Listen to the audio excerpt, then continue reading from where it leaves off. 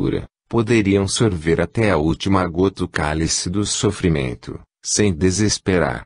Não há descrença entre os meus, porém o desconhecimento da verdadeira fé, desta fé que transpõe montanhas, desta fé implantada pelo Cordeiro Imaculado de Deus, desta fé que diz ao homem, crê e espera, leva a tua cruz sobre os ombros, e eles te ajudarão, desta fé que promete lançar a gota de mel no cálice amargo da existência humana. A vós, meus amigos, que não me conheceis, porque raras vezes aqui penetro, sendo chamado a outros afazeres distantes, a vós, meus amigos, estas palavras de animação, de conforto, para frente é que se anda. Às vezes, o trabalho é árduo, pesado, a cruz como que esmaga os ombros das criaturas humanas. Mas a alma que se levanta com crença desde o romper do dia até que o sol se ponha, encontra sempre a esperança confortadora da fé. Essa alma descortina o futuro imenso que está diante, e, lá, como um farol luzente, Jesus de braços abertos, para receber os que lhe são caros, estreitar contra o peito aqueles que nele creiam e dizer-lhes, viestes, meus filhos, viestes, confiantes em mim, entrai. Coragem, pois. O asilo espírita João Evangelista recebe hoje, do alto, as grandes bênçãos que tem de esparzir entre os necessitados. Há entre vós, necessitados da alma. Seja, Senhor meu Deus, a tua caridade manifestada entre os homens pela crença em teu bendito Filho, mas essa crença que é firme, essa crença que é verdade, essa crença que é pureza e luz. Deus vos guarde a todos. José Brás da Silva. Em 26 de janeiro de 1940. No início de uma Assembleia Geral. Meus irmãos, caríssimos amigos, quis muito estar convosco nesta hora. Alegro-me pelo esforço que fizestes comparecendo a esta reunião, dado o motivo justo que aqui vos obrigava a vir. Deus vos abençoe sempre que cumprirdes o vosso dever. Meus amigos, o asilo progride, o asilo prospera, esta é a verdade. Quero, porém, frisar a necessidade indeclinável de cada um se manter fiel em seu posto, no cumprimento do dever. Vós bem sabeis que, em qualquer obra, há sempre um grande trabalho que, aparentemente insignificante para olhos estranhos, é, todavia, de real importância. Ninguém se julgue inútil na seara do Senhor. Cada qual tem a sua tarefa, e não será olhando para os afazeres e obrigações dos outros que cada um dará cumprimento aos seus. Bem ao contrário, é preciso compreender e amar o trabalho, desempenhando com verdade, fervor e justiça. Dirijo-me aos adultos e também às crianças. As crianças menores, aquelas que não nos podem fazer companhia nesta hora, a essas, naturalmente, não dizem respeito às palavras que vou proferir, não porque as não mereçam, mas porque a sua tenra idade não lhes permite ainda a compreensão exata de deveres de que mais tarde certamente se compenetrarão. Mas as meninas maiores, aquelas que constantemente assistem às preleções evangélicas dos espíritos e dos auxiliares humanos, estas devem assimilar os conselhos que lhes são ministrados, procurando polir o seu caráter, dirigir a sua vontade, corrigir os seus defeitos e, ao mesmo tempo, elevar-se humildemente pelo amor a Jesus. Sentimentos de orgulho, desdém e ingratidão não devem penetrar no asilo espírita João Evangelista. É necessário toda a cordialidade, toda a fraternidade, toda a obediência no cumprimento do dever. Porque aquele que obedece às imposições do dever, não se rebaixa, bem ao contrário, eleva-se quando procura ser fiel, honesto, digno. Homens, mulheres, crianças, cada qual no seu posto, fiéis à sua consciência, disciplinando cada um o seu próprio eu, e passo à frente, coragem, e o trabalho progredirá. Mas, se um só se extravia, se um só se separa, então a cadeia estreita que a todos deve unir naturalmente se partirá, e esta solução de continuidade não pode produzir efeito salutar. Uni-vos, pois. Não vos deixeis enredar nas teias solertes de apreciações insólitas. Compreendei o alcance desta expressão.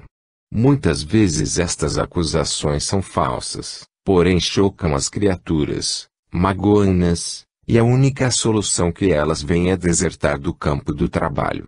Assim não deve ser. Na hora da tempestade o marinheiro forte está no seu posto, só desertam os fracos. Sejamos nós, pela graça de Deus, fortes no seu amor, sede vós igualmente, fortes na vossa disciplina, no cumprimento do vosso dever. Paz seja concedida a todos os homens. João. Em 30 de janeiro de 1940. Laços espirituais. Meus amigos, prezadíssimos irmãos, desça sobre vós a benção do alto. O desejo de paz e fraternidade, que os vossos espíritos demonstram, é agradável ao Senhor.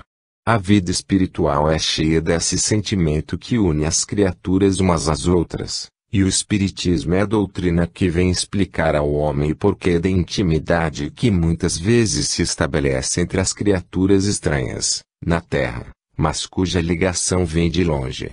Quantas vezes os homens se interrogam uns aos outros, por que razão o meu espírito pende tanto para F, muito mais do que para os seus parentes em sangue? E a resposta vem. Meus amigos, o parentesco consanguíneo é, pode-se dizer, de momento, porque é de uma existência, e uma existência é um momento, ao passo que o parentesco espiritual, o laço fraterno que efetivamente une alma a alma, vem de longas eras, vem de um passado remotíssimo. Esse passado permanece indelével na memória do espírito, e só o cárcere da carne faz esquecer a razão do porquê dessa intimidade espiritual. Mas o sentimento predomina, muito embora o indivíduo não saiba a causa. As almas se aproximam, as criaturas se amam, gostam-se e se compreendem. Em família, frequentemente, há desinteligências, desentendimentos, porque cada um tem a sua maneira de pensar e não subordina em absoluto essa maneira de pensar à opinião do outro. No entanto, esse outro é, muitas vezes, um parente chegado, que merece obediência, que tem direito de ser atendido.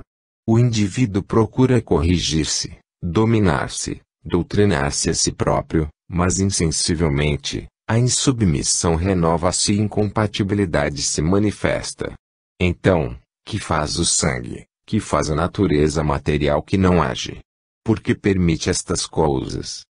Contrariamente, a natureza espiritual não quer barreiras diante de si, os espíritos se amam, os espíritos se gostam, e não há como separá-los, porque a perder tempo. Meus amigos, isto vem para vos dizer que as relações espirituais não se devem romper. Nós somos irmãos uns dos outros, queiram ou não os materialistas, admitam ou não os incrédulos, estejam na terra ou no espaço, de qualquer forma, libertos da carne ou presos a ela, nós somos irmãos. E, muitas vezes, a estreiteza do parentesco espiritual é bem maior do que as ligações frágeis da matéria. Espíritas que sois, deveis respeitar estas leis, compenetrando-vos de que o amor fraterno é a base da vossa religião. Daí é que nasce o sentimento de caridade, aí é que morre o sentimento da indiferença. Um cristão nunca será um indiferente, será sempre uma corda afinada pelo diapasão da outra corda, que é o seu irmão. Deus vos faça compreender quão bela é a doutrina dos espíritos, que une coração a coração, espírito a espírito. Deus vos abençoe a todos e vos conceda a sua paz. Quem assim seja. Maria Luísa. Em 2 de fevereiro de 1940. Mais um estudo sobre caridade. Meus amigos e meus irmãos, quanto mais se estuda sobre caridade, mais se tem que aprender.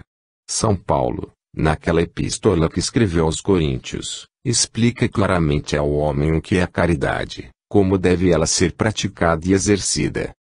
Nós outros, enquanto estamos na terra, não compreendemos este mandamento precioso e limitamos-nos a dar esmolas, esmolas que muitas vezes são prejudiciais, dinheiro que frequentemente vai parar à mão de criaturas desviadas, que nos enganam, dizendo que vão comprar um pão e adquirem o álcool com que se embriagam, dinheiro que é muitas vezes obtido à custa de mentiras. Há criaturas infelizes que batem as portas das casas de família rogando um óbolo para sepultarem esposas e filhas que morreram, para enterros, quando tais enterros nunca se realizaram, porque as pessoas nem sempre faleceram ou sequer existiram. São esmolas estas que não produzem verdadeiro fruto. Em primeiro lugar, não beneficiam o doador. Em segundo lugar, vão alimentar o vício. A caridade é difícil de ser compreendida. O verdadeiro necessitado precisa ser atendido, e, muitas vezes, nós perdemos oportunidades ótimas, que Deus nos concede, para aliviar o sofrimento de almas que se encontram em verdadeira angústia, padecendo por não saberem pedir. Fora deste aspecto, a caridade é um laço mais estreito que nos une uns aos outros. Nós vos visitamos e vós recebeis alegremente as nossas visitas. Orai por nós, pelo nosso progresso, para que evoluamos cada vez mais. É uma caridade. Nós, igualmente, em espírito, nos ajoelhamos diante de Deus, pedindo a vossa felicidade, e o fazemos também com espírito de caridade. Enfim, meus amigos, não há virtude mais bela, porque, sem ela, a própria fé é morta. A fé que nada produz, a fé inativa, é inútil, pode até degenerar em fanatismo. A fé que nada produz é daquele que vive segregado do mundo, separado dos seus, orando com os joelhos sobre a pedra, suplicando a Deus, em prece, com rosários e terços, as esmolas de que necessita para sua alma. Mas fuja ao contato do mundo, porque não quer saber a miséria do mundo. Fuja ao contato dos doentes, porque não quer saber dos doentes, porque não tem necessidade de acudi-los. Foge da miséria moral, porque não quer degradar-se aproximando-se dela. Enfim, esta caridade, esta fé, nada produz. Quereis saber qual a fé que é útil, porque produz atos de caridade. É aquela que se alegra em fazer bem. E quantas vezes pequenas parcelas do que nós possuímos na terra, nada representando aos olhos dos bilionários, produzem verdadeiras fortunas espirituais, porque levam a tranquilidade aos lares, sossego aos corações e fazem dormir horas serenas de sono aqueles que têm perdido noites inteiras, com espírito perturbado por questões para vós aparentemente sem importância e para eles de importância capital. Meus amigos, bem disse apóstolo, agora, permanecem as três virtudes, a fé, a esperança e a caridade. Mas a maior de todas elas é a caridade. Assim falou São Paulo. Sede vós, portanto, meus amigos, crentes produtivos na vinha do Senhor, e amai-vos uns aos outros, como Jesus quer que vos ameis. Orai pelo meu espírito, para que eu também possa ter mais progresso, para não estacionar e poder fazer, de lá, do outro plano da vida, aquilo que a minha ignorância não permitiu fizesse entre os homens. Deus vos guarde. Maria Rita. Em 2 de fevereiro de 1940. Uma visita esperada. Assistentes do Asilo Espírita João Evangelista, eu vos saúdo em nome da fé cristã. Conheço-vos a todos, porque várias vezes tenho estado presente em vosso meio. É, no entanto, a primeira que trago a minha manifestação, comovida, mas, ao mesmo tempo, satisfeitíssima, por me ser concedida esta graça. Desejo falar especialmente às moças, aquelas que padecem amarguras, tristezas, mágoas, dissabores, que o mundo muitas vezes desconhece e, quando conhece, é para rir-se delas e achá-las interessantes, não lhes dando o valor que realmente têm. Em geral, as moças são mal compreendidas, a sua alegria, a sua jovialidade, é qualificada frequentemente como insensatez pelas criaturas terrenas. Nem todas podem ser reservadas, concentradas, nem todas podem ser tristes ou severas. Cada um tem o seu feitio moral e imprime ao corpo esse feitio, que tanto desagrada as pessoas austeras. Eu fui moça, e moça parti para este mundo onde me encontro. Não esperava a acolhida que recebi. Não que a consciência me acusasse de culpas que me afastassem da linha do dever e merecessem punição severa neste mundo de bênçãos e paz. Não a esperava porque a minha insignificância não poderia jamais cuidar em alcançar as bênçãos que alcancei. No entanto, para minha tranquilidade e o bem-estar do meu espírito, Deus foi tão misericordioso que não permitiu que a felicidade terrena, que me aguardava, fosse realizada, pelo fato de ter felicidade bem maior guardada no mundo além. Não lamento aquilo que perdi, entendo que cada um recebe das mãos do seu Deus na medida justa das suas necessidades, cada um tem exatamente aquilo de que precisa para o seu progresso. Parti jovem, não conheci peso de família, parti solteira, e assim vim para o meio destas moças, como vós as chamais, mas eu devo dizer, desses espíritos luminosos, que tanta grandeza têm. E é o seu exemplo constante de sabedoria, bondade e caridade que eu busco seguir, para ao menos me aproximar pela fé daquele que é a verdadeira fonte de todo o bem, Jesus, o Cristo de Deus. Noto, e com certo prazer o digo, que a minha manifestação vem sendo esperada já há algum tempo. Ainda da última vez que aqui se manifestou uma companheira dessa falange abençoada, pensaram que era eu. Mas não era a minha vez, que, afinal, chegou. Abrindo a minha alma, com toda a sinceridade, diante daqueles que me entendem, devo dizer que oro constantemente ao meu Deus para a vossa paz, pela vossa felicidade. O mundo não vos pode dar mais do que já deu, porque, a par das alegrias, ele tem muito veneno para destilar nas almas boas. Estas, porém, na sua bondade, na sua virtude, possuem o antídoto contra esses venenos. Continuai a ser bons, continuai a ser felizes, e, se em minhas mãos estiver aumentar a vossa felicidade, eu o farei de toda a minha alma, de todo o meu coração. Gozai, na terra, aquela felicidade que a mim não foi concedida mas que, graças a Deus, maior se tornou no espaço infinito. Hoje, velando pelas moças em geral, procuro incutir em todas elas o sentimento de amor, de caridade pelo próximo, de perdão aos sofredores, de calma na adversidade e resignação no sofrimento. Tudo isto eu procuro incutir nas jovens inexperientes, que andam quais borboletas, esperando que o mundo lhes dê aquilo que não possui. Amiga, vivei, na terra, com esperança no além. Pisai o chão que o vosso corpo precisa pisar, mas tende a fronte erguida e o pensamento na altura. É lá no mundo além, de onde venho, que se pode colher a melhor benção para uma alma sofredora, a paz serena que vem de Jesus. Minhas amigas, permiti que assim vos trate, aceitai-me como uma simples amiga, e aqueles que me conhecem e bem sabem quem eu sou, recebem de mim, ainda que sem declinar o nome ou abraço, sincero que um espírito amigo lhes traz. Paz a todos os homens. Almira. Em 9 de fevereiro de 1940. Conceitos espíritas. Paz e luz a todos os homens. Meus amigos, vós, que sois espíritas e tendes encontrado nessa religião conforto para as vossas almas, ilustração para o vosso entendimento, conselhos para as vossas atribulações, vós, que amais essa doutrina e tendes dado mostras, até o sacrifício, de considerá-la a mais perfeita de todas as religiões, deveis esforçar-vos para permanecer como um exemplo vivo diante dos homens. Não penseis, caros irmãos, que os incrédulos, ou os poucos interessados nestas coisas, buscam, nas páginas dos livros, convencer-se da verdade espírita ou desmenti-la. Não é assim.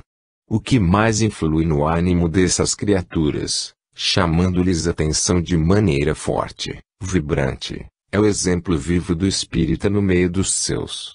Há casas bem organizadas, cujas famílias não têm motivos de desgostos, onde apenas um é espírita, os demais, ou pertencem a outros credos religiosos, ou não têm fé alguma.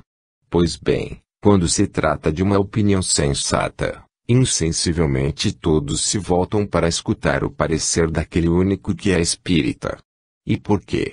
Parece que eles têm a intuição secreta de que só aquele pode raciocinar bem. De fato assim é. Não quero dizer que os outros homens não tenham capacidade para discernir. Eles regularizam bem as suas vidas, mostram capacidade para tomar conta dos seus negócios. Mas a questão é que o espírita, acreditando na vida além em campo e conhecendo a responsabilidade do menor de seus gestos no plano terreno, onde se encontra, procura agir de acordo com a fé, e isto causa um certo abalo, produz um certo choque no meio em que ele vive. Às vezes, toda a família espírita, todos creem, embora cada um a seu jeito. Mas o mais fervoroso, aquele que é efetivamente um espírita, salienta-se no meio dos seus, e os outros sempre lhe chamam a atenção para esse ponto. És diferente de todos nós. Também temos crença, mas ninguém é assim exagerado. Não há exagero, meus amigos. Apenas isto: o espírita desejoso de progredir estuda a sua conduta, pauta a sua vida de conformidade com os preceitos que aprendeu. Os outros, não espíritas, leem os conselhos dados nas comunicações dos espíritos elevados, consultam as páginas dos evangelhos, onde a opinião de Cristo está exarada com fidelidade, e, quando procedem de maneira diversa daquilo em que parecem crer e alguém lhes diz: olha, o teu proceder não está de acordo com o que acabastes de ler, respondem: isto não é para agora, não é para os meus dias, ainda tenho que voltar aqui para fazê-lo. E continuam espíritas. Ora, meus amigos, vós compreendeis que isso não é boa vontade. A boa vontade manda que sirvamos a Jesus segundo a verdade que o Espiritismo ensina. E esta verdade é exatamente aquilo em que tu crês, meu irmão. Porque, nos momentos angustiosos da tua vida, não te portas de acordo com essa verdade. De certa criatura ouvi, não há muito tempo, esta frase, que me impressionou, porque disse nosso Senhor Jesus Cristo: aquele que te ferir em uma face, apresenta-lhe a outra. Como interpretar este pensamento de Jesus?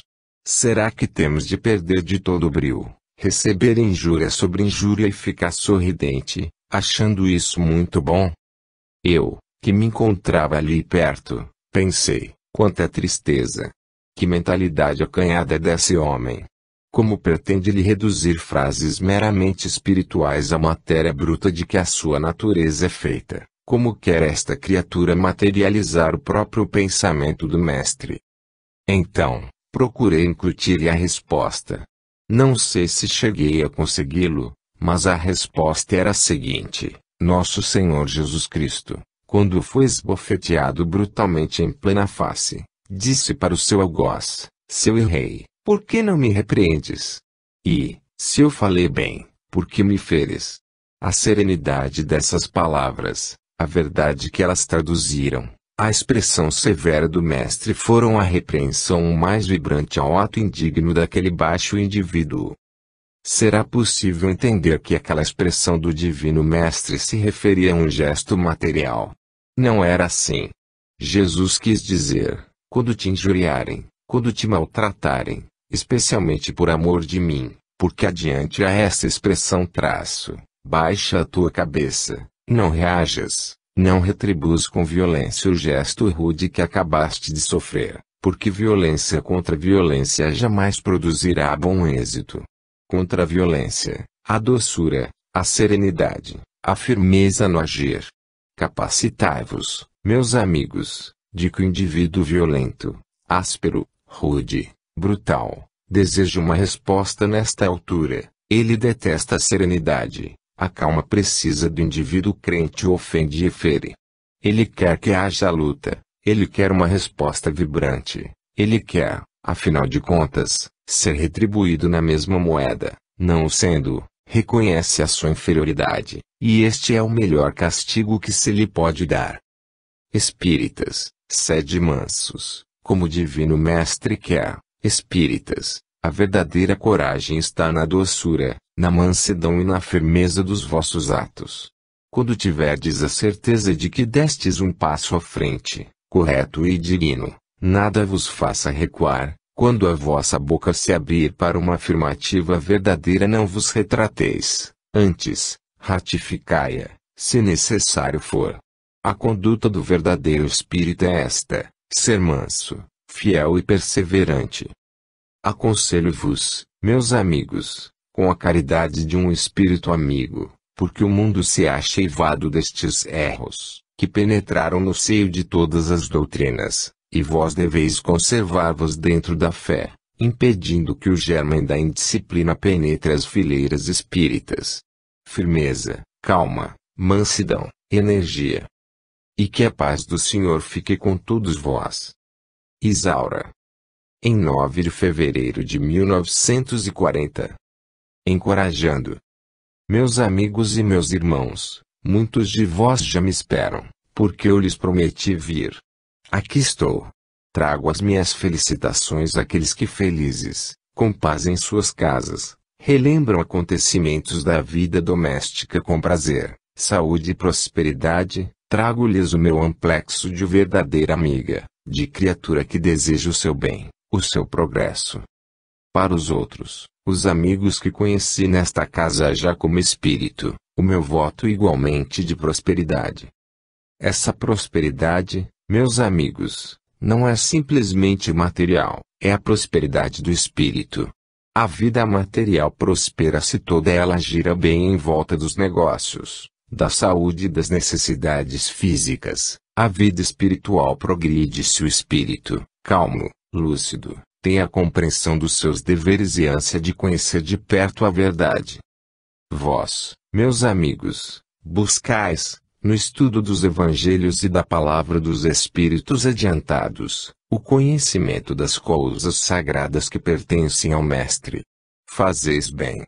Quem vive neste mundo de dores, sujeitos às vicissitudes da terra, às contrariedades do meio ambiente, às perturbações, não pode viver bem se não tem a consciência limpa e o coração aberto para o Mestre, que, muito amando as suas ovelhas, se sacrifica por qualquer delas. Assim pois, meus irmãos, vós, que viveis neste ambiente de paz, amizade recíproca e interesse pela causa sublime do Evangelho, amai-vos sempre uns aos outros. As dificuldades têm sido muitas diante de vós, e só prometem, para que vos iludir. Só prometem crescer, subir mais alto ainda. Um cerco de ferro como que vos oprime, porque lutais em favor do bem e tendes sempre encontrado forças ocultas que vos procuram afastar desse caminho. Não cedais, sede sempre firmes na fé. Deus, em sua alta sabedoria, proverá para cada um o seu lugar. Deus não deixará céfalo um trabalho que tem por base a caridade cristã. Encorajai-vos, pois, sede fiéis e amai-vos muito.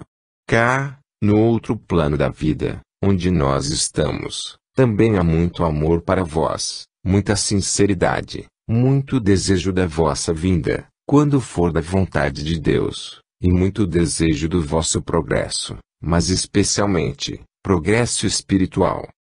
Todas as crianças que aí estão necessitam de vós, são criaturas ainda não preparadas para a vida, que se estão educando num meio espírita. Abençoai-as, pois, do fundo da vossa alma, e não vos incomodeis ao ponto de dar importância às críticas insensatas daqueles que, não trabalhando, não sendo úteis, ainda procuram estragar, plantando joio na seara do Senhor.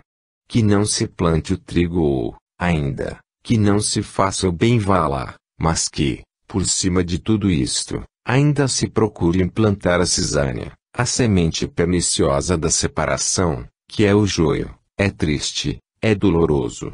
Deveis estar vigilantes, para que no vosso aprisco a sementeira seja sempre sadia e união reine entre todos vós. Um abraço estreito, ainda que espiritual, mas partido de quem muito vos ama e acompanha vosso trabalho com entusiasmo. Francisquinha.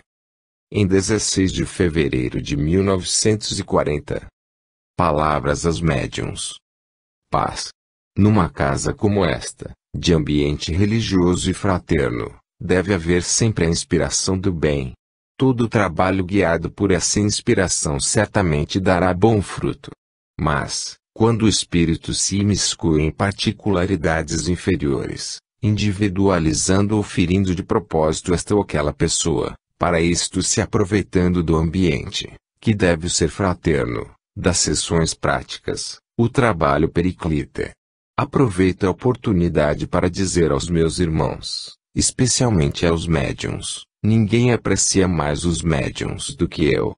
Sou um espírito ainda um tanto rebelde, mas reconheço perfeitamente a aptidão, a capacidade de cada indivíduo médium, e acho que, para nós outros, os invisíveis, o médium é instrumento de grande utilidade. Por ele expandirmos as nossas ideias, damos as nossas comunicações, transmitimos as nossas intuições e realizamos grande parte do nosso trabalho. E eu, mercê de Deus, devo aos médiuns boa parte da pouca evolução que tenho. Porque, se não fossem as comunicações que eu vi, se não for a minha assistência contínua perto de médiuns, eu não teria tão depressa abandonado a rota que seguia. Nos primeiros tempos, a minha doutrina foi sempre esta, dente por dente, olho por olho, e chegar a convencer-me de que é preciso retribuir o mal a mim feito com o bem. Foi custoso para mim. Hoje, compreendendo-o, não sei se o cumpro. A minha palavra para os médiuns é a seguinte: lembrai-vos de que tendes uma inteligência a cultivar, mas possuis também um sentimentalismo que não deveis deixar perecer. Quando a flor do sentimento murcha, a inteligência não a substitui. Homens se fazem a golpes de talento, mas as primeiras capacidades do mundo terreno, moralmente falando, são devidas ao sentimentalismo nobre, ao coração grande, ao pensamento de amor. A inteligência se cultiva mal, mas não há coração bondoso que receba essa semente perniciosa. Médiuns, vós podeis ter sabedoria, podeis ter inteligência, podeis ter cultura, se não tiverdes coração, se não tiverdes bondade, o vosso trabalho será inútil, porque semearei por um lado que desmanchareis pelo outro. Os próprios espíritos que se acercam dos médiuns, conhecem-lhes a fraqueza. Acabastes de ver um acaso patente desse conhecimento, espírito desejoso do seu médium queria por ele se manifestar, tão somente para expandir, permite-me a expressão, a sua bilis, porém no ponto onde se achava não tinha elementos para fazê-lo. Por conseguinte, o médium deve estudar-se a si mesmo e preparar-se, não para fazer o figura de público, porque aquele que se quer salientar pelo talento, pela exibição, este será o último, e aquele que for humilde e reconhecer que nada é e, se tem algum valor, é tão somente pela sua faculdade, este poderá crescer espiritualmente e tornar-se um grande fator na seara do Senhor. Médiuns, vós sois operários da vinha do Cristo, sois-vos os portadores da palavra do alto, os expoentes dessa verdade.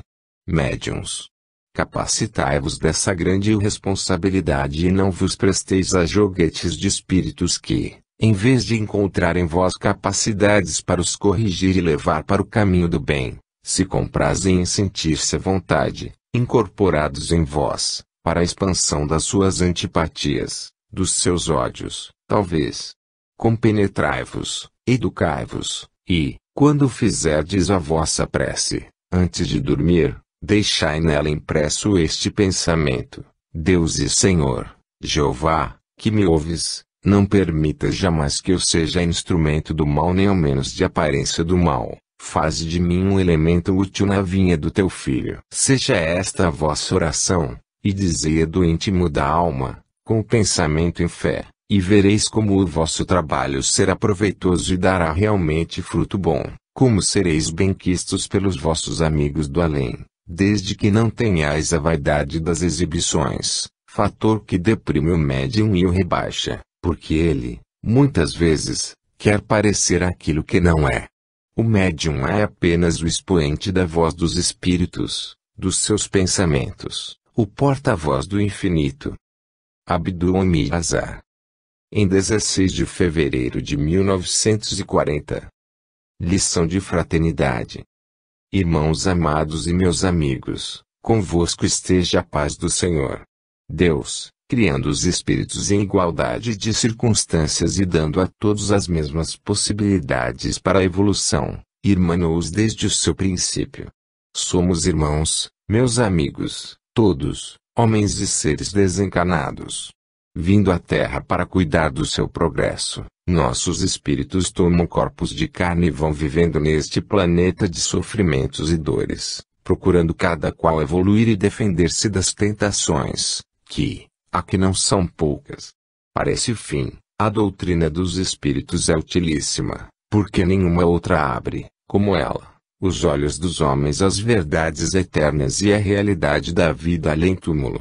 As outras religiões procuram explicar o sofrimento na Terra de maneira não satisfatória para o homem inteligente, buscando pintar um Deus quase agressivo, vingador, que guarda dos seus filhos, por memória eterna, o pecado, para corrigi-los sistematicamente com a maior fereza, chegando ao ponto de os lançar numa tortura eterna. Elas se afastam do caminho da verdade. O Espiritismo, porém, aponta a criatura humana à verdade sem rebuços, tal qual é: o que plantares, isto semearás. Se tu plantas a cisânia, a discórdia, não podes colher paz. Se plantas a doçura, a mansidão, só podes colher o resultado dessas virtudes. Assim, meus amigos, pautando os dias terrenos pela necessidade do espírito, o homem forçosamente há de evoluir. A indiferença, que gela a criatura perante o sofrimento alheio, não ligando importância às dores que lhe não afetam pessoalmente o corpo. A indiferença é oriunda do egoísmo brutal que envolve a criatura. O ser egoísta nada mais enxerga a não ser a sua própria pessoa, tudo quanto lhe diz respeito, os seus negócios, a sua prosperidade, a sua saúde, o seu interesse particular, enfim, tudo quanto interessa a sua própria pessoa. E este egoísmo, esta egolatria do homem, dá origem à frieza com que ele se refere às criaturas, suas irmãs. E quase todos eles, os egoístas, é claro, se perguntam: que tenho eu com o sofrimento alheio, se não dei causa? Que tenho eu com as lágrimas humanas, se não as provoquei? E a resposta, categórica, evangélica, é a seguinte: e tu sabes, meu irmão, que relação tens tu com esta criatura, hoje indiferente a ti, que derrama rios de lágrimas, com as quais, segundo a tua teoria, nada tens que ver? E tu sabes se a tua vida não se radica a vida dessa criatura, no infinito de tempo que não podes medir? Não há estranhos no mundo, somos todos irmãos. Os mais necessitados são irmãos daqueles que vivem na fartura, os enfermos nos hospitais, irmãos daqueles que gozam plena saúde, enfim, os infelizes, irmãos daqueles que se julgam felizes. Repito, não há estranhos no planeta, somos todos irmãos. E aqueles que passaram para o outro plano da vida, que estão desembaraçados do corpo de carne, que vivem tão somente vida de espíritos, ainda assim estão presos aos seres encarnados, porquanto o passado, que lhes é visível perante os olhos da alma, lhes faz saber que são irmãos e se devem uma afeição recíproca, desde longas eras. Não há muitos dias, tivestes a primeira manifestação de um ser que se supõe unicamente ligado a alguém nesta sala, um membro da falange espiritual luminosa, que trabalha sob as vistas imediatas do patrono desta casa. Para vós, talvez esse espírito pareça um estranho, apenas alguém o conheceu, e esse alguém guarda dele as mais gratas recordações. Respondo-vos, não foi um estranho que aqui se manifestou. E, se vós pudesseis ler no livro do passado, para saber as ligações estreitas que esse espírito tem nesta casa, pasmaríeis, exclamando: como é, então, que só agora veio? Por que não veio antes? Mas tudo é determinado pelo Mestre, tudo é feito segundo a ordem e determinação daquele que sabe mais do que nós. Meus amigos, sede fraternos uns com os outros, amai-vos sempre, fazei o bem que puderdes, Sede solidários com os infelizes e orai pelos que padecem. Deus vos guarde e inspire sempre para o bem. Isaura. Em 23 de fevereiro de 1940. Reflitamos. Deus seja louvável, louvado seja o seu santo nome. Amigos e irmãos, o estudo contínuo que fazeis do Espiritismo, nas sessões doutrinárias e demonstrações práticas da sobrevivência do ser, cada vez mais vos faz aprofundar a ciência espírita. Quero, porém, dizer-vos que não tomeis estas manifestações espíritas apenas como romances da vida passada, um passatempo momentâneo, um deleite para as vossas vistas, um entretenimento para os vossos espíritos, nestas horas que dedicais ao asilo espírita João Evangelista. Estes ensinamentos, meus amigos, têm alvo mais profundo, finalidade mais perfeita, visam preparar-vos para as realidades da vida além em campo. De nada vos serve saber que os espíritos se comunicam, vêm à Terra, baixam e falam por intermédio dos médiuns, dando as suas manifestações, se não tirais proveito imediato desses ensinamentos, que o Espiritismo vos fornece. Reflita cada um consigo mesmo, se tem, dentro do ser, qualquer animosidade contra algum dos seus irmãos, trate de ir paulatinamente destruindo este sentimento. Porque as inimizadas adquiridas na vida presente trazem forçosamente consequências para a vida futura. Se, ao contrário, há amizade estreita entre dois ou mais espíritos encarnados, que esta amizade, esta ligação, seja cultivada e ainda mais estreitada, se possível, porque também repercutirá, indubitavelmente, no mundo das causas.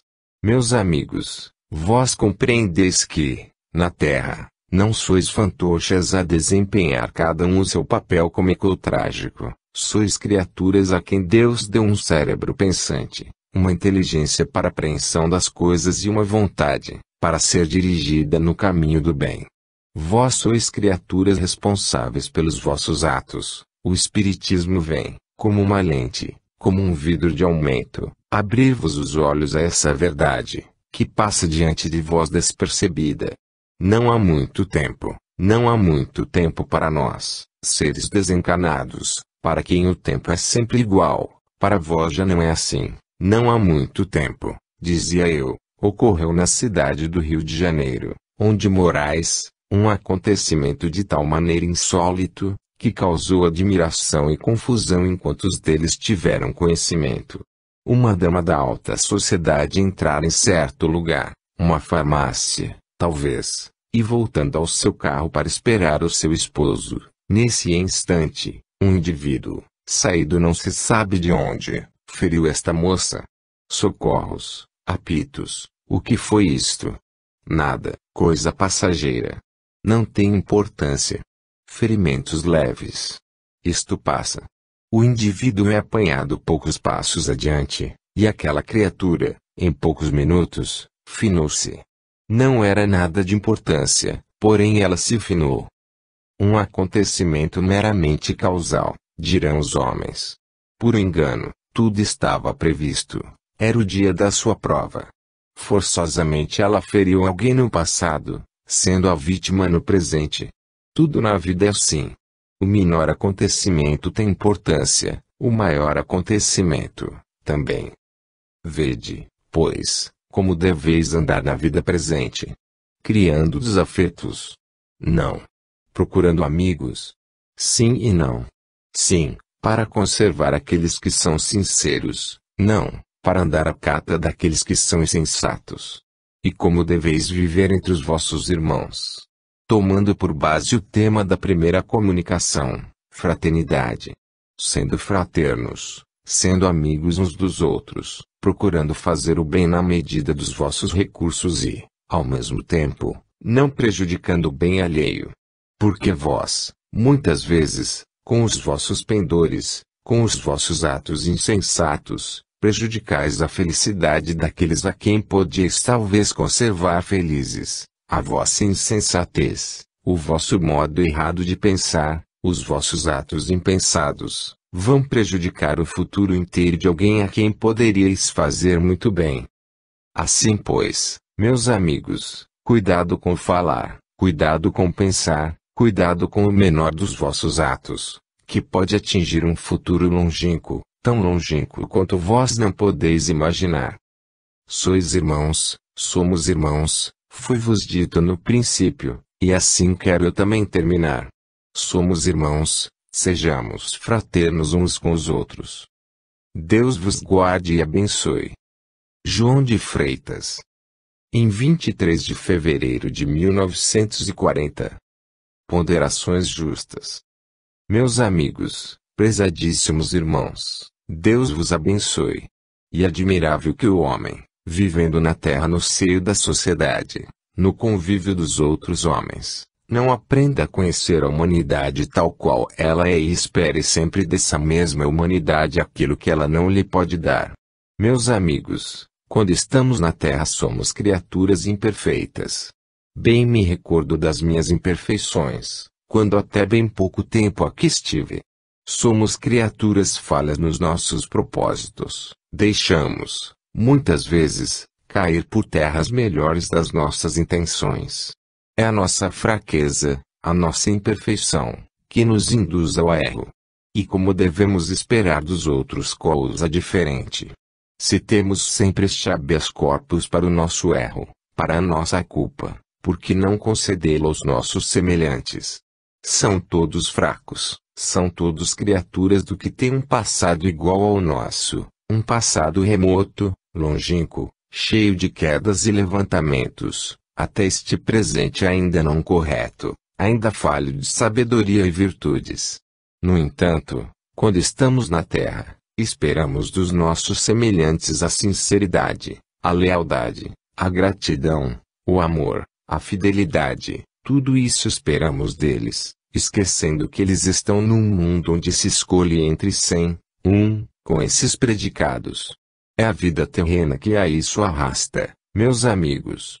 Seria preciso que o homem se tornasse verdadeiramente espírita para poder abandonar todos esses erros e angariar algumas virtudes para o seu caráter. Mas, o que pensais vós do espiritismo de muita gente?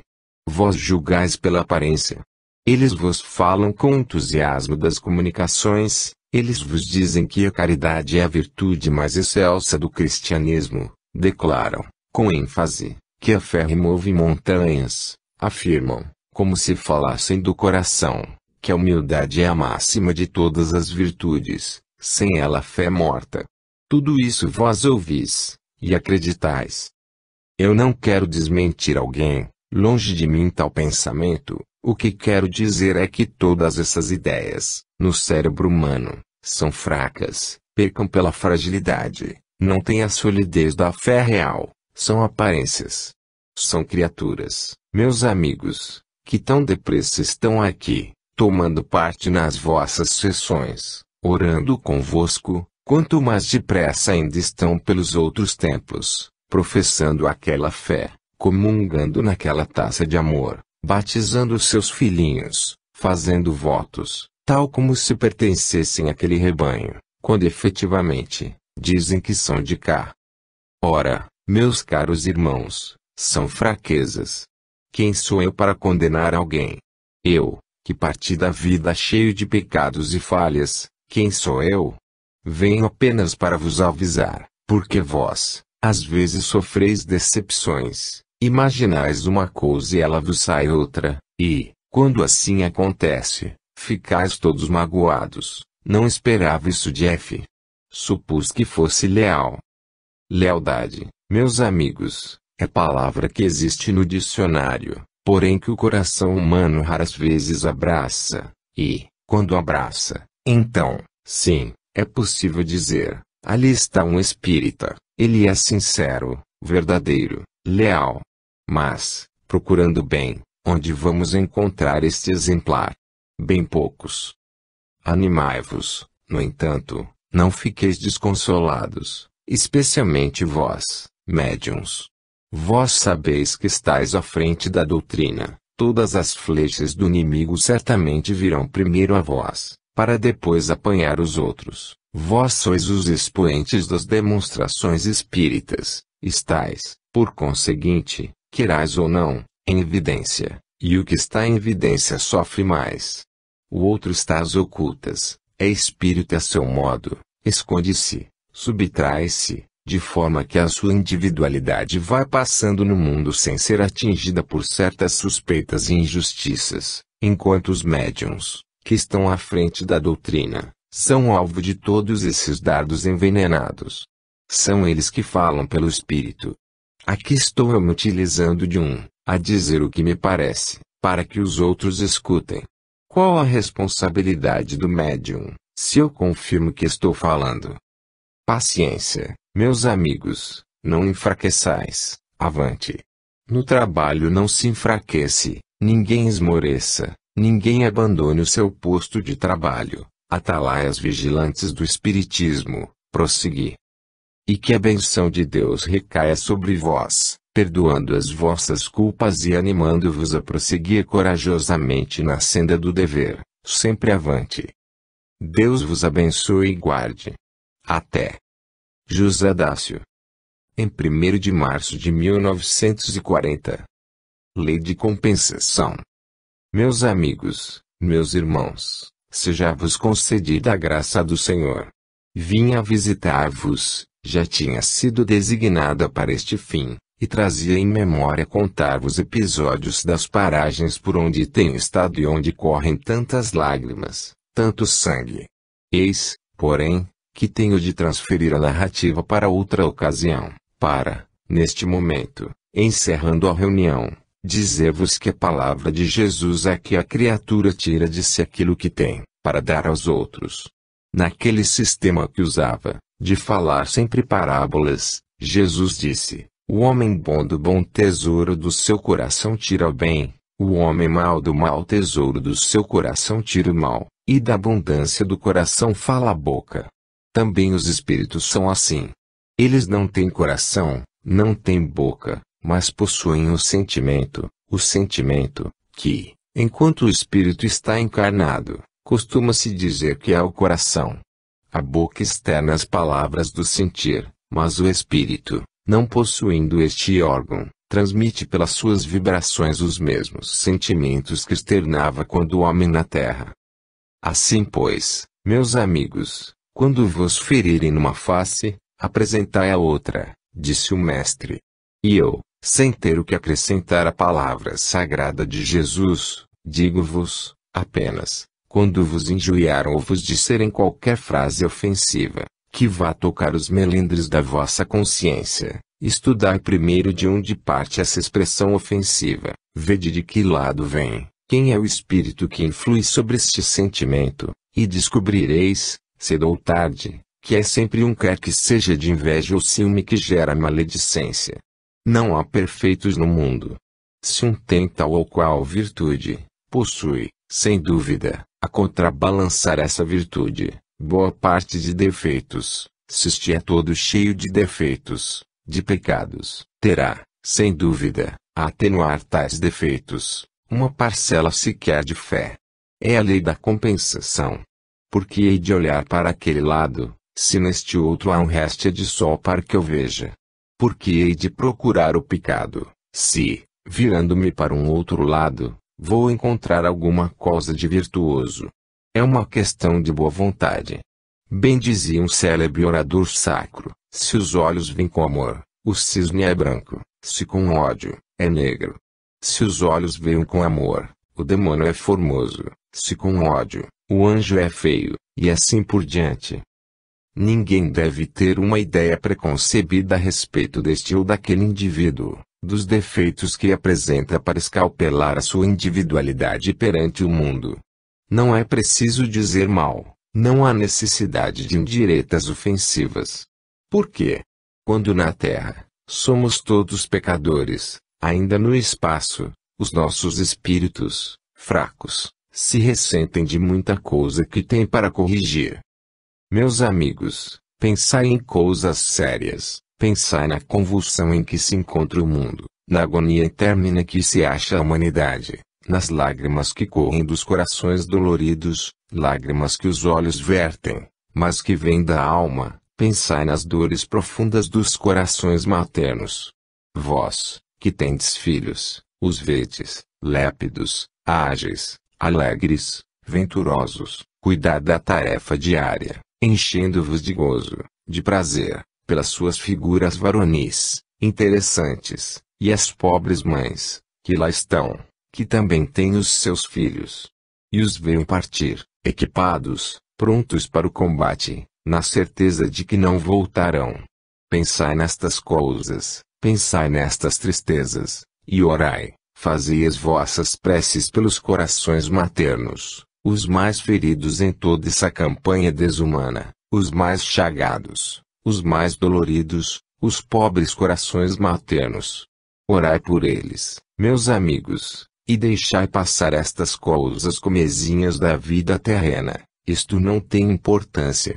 Olhai para os vossos irmãos como verdadeiros irmãos, como amigos, companheiros de trabalho, todos juntos, alegres, desejando fazer a caridade a mãos cheias. Paz, meus amigos. Maria Luísa.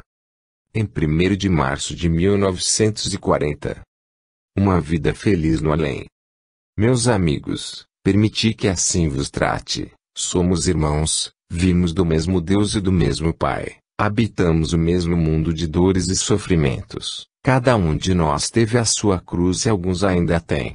Trato-vos assim, se bem que não conheço o meio em que me encontro senão agora, depois que vivo no mundo dos espíritos. Meus amigos, repito a saudação afetuosa meus irmãos. Quem vos visita pela primeira vez nesta hora foi uma criatura que viveu até bem pouco tempo neste mundo e que daqui partiu deixando um lar orvalhado de lágrimas, um pesar profundo em corações paternos. Compreendo hoje a situação, que naquele tempo não era para mim muito clara. Compreendo que a dor tenha avassalado o coração daquela que me deu o ser e do pai extremoso, que também muito padeceu em consequência da minha passagem para outra vida. Não sei se alguém me conhece. Se alguém se recordar de mim e da família a que pertenci e tiver meios de lhe fazer e saber que aqui falei, diga-lhe que me sinto muito bem, que não os esqueço, que sempre os amei e continuo a amar cada vez melhor. O sofrimento que atacava o meu corpo, a moléstia insidiosa que zombou de todos os recursos da ciência, atingiu unicamente o meu corpo material, eles o sabem, e esse corpo, vitimado por ela, já não existe, já apodreceu, já pasto dos vermes. Mas o espírito, a quem a moléstia não atingiu e a quem a morte igualmente não podia extinguir, esse, mercê da misericórdia infinita de Deus, vive bem, amparado por braços protetores, por espíritos luminosos, que lhe chamam sua irmã, por almas caridosas que me afagam com carinho, por criaturas bondosas, seres espirituais de alta elevação, que têm prazer em me confortar. E, assim, dizei-lhes que a filha única, que gozava de todas as delícias possíveis no lar feliz, não o é menos na pátria celestial, Maria Stella vive bem e lembra-se dos seus. E, se querem uma prova decisiva que os vá confortar e dar a certeza que eu mesma falo, digam-lhes que jamais esquecerei de 6 de dezembro de 1939, dia que certamente lhes ficou gravado no espírito, pois é a data da minha partida para o além. Eles que guardem esta revelação para terem a convicção de que eu vivo e sou feliz, e tenho fé em meu Jesus que muito hei de progredir, porque essa é a minha maior vontade. Que a saudade se extinga no seu peito e deixe de lhes fazer mal, e que a lembrança suave da minha existência na terra seja o consolo dos seus dias enquanto viverem. E na pátria celestial os espero, para alcançá-los num sincero e estreito abraço. Maria Stella. Em 8 de março de 1940. Primeiras palavras de um ser esclarecido. Paz do Senhor esteja convosco. Meus amigos, tivestes, no começo desta reunião, uma estreia, ingressou em vosso meio, pela primeira vez, um espírito que na vida terrena ocupou o corpo de uma donzela. Aqui me tendes, também instante, para dizer algumas palavras que tranquilizem aqueles que me pertenceram, se bem que, na terra, tivesse, como todos os homens, um grande fardo de culpas a carregar sobre os ombros, responsabilidade que não podia declinar. Passando para o mundo das causas, tive o prazer de ser conduzido à presença daqueles que foram os meus maiores como guias espírito,